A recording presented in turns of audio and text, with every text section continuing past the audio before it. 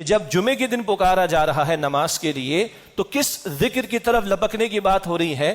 تو یہ خطبہ جمعہ کی طرف آنے کی بات ہو رہی ہے۔ کیوں؟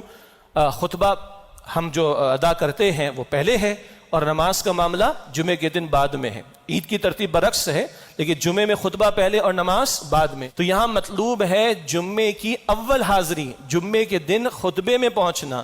اور ایک اور وضاحت بھی ضروری ہے، جب ہم کراچی میں بیٹھ کر بات کر رہے ہیں تو کون سا خطبہ؟ عربی کا خطبہ تو 3-4 منٹ کا ہے، عالم عرب میں جائیں تو وہاں 20-25 منٹ کا ہوتا ہے۔ تو یہاں کیونکہ لوگوں کو عربی سمجھ نہیں آتی، اس لیے مقامی زبان میں تقریر ہے۔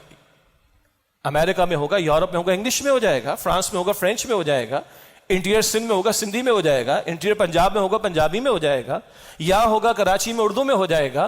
ہاں، سنت رسول کے تسلسل کو برقرار رکھنے کے لیے صلی اللہ علیہ وسلم مختصر عربی خطبہ بھی رکھا گیا ہے۔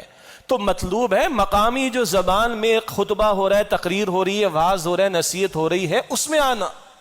یہ جو بھاگتے ہوئے 2 رکعت کے لیے آتے ہیں کہ بس دوسری اذان کی آواز آ جائے اور پتہ بھی کہ دوسری اذان 1:55 پر ہونی ہے، 1:57 پر ہونی ہے، تو انٹری دینی 1:58 پر، 2 رکعت پڑھی بھاگ گئے۔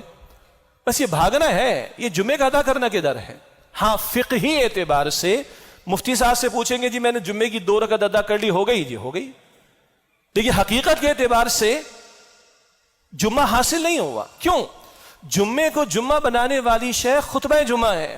نماز تو 5 وقت کی روزانہ ادا کر رہے ہیں، اور ظہر کے فرض کتنے ادا کرتے ہیں؟ 4۔ جمعے میں کتنے رہ گئے جی؟ 2 رہ گئے نا جمعے میں، تو 2 کہاں چلے گئے؟ ان کی جگہ 2 خطبے ہیں، امام بیٹھتا ہے نا، خطیب بیٹھتا ہے نا درمیان میں، یہ 2 خطبے عطا ہو رہے ہیں، یہ اہم بات ہے۔ تو جمعے کو جمعہ بنانے والی شے وہ خطبہ جمعہ ہے، اور کیونکہ ہمیں عربی نہیں آتی اس لیے ہمارے علاقوں میں عربی خطبہ بہت مختصر کر دیا گیا۔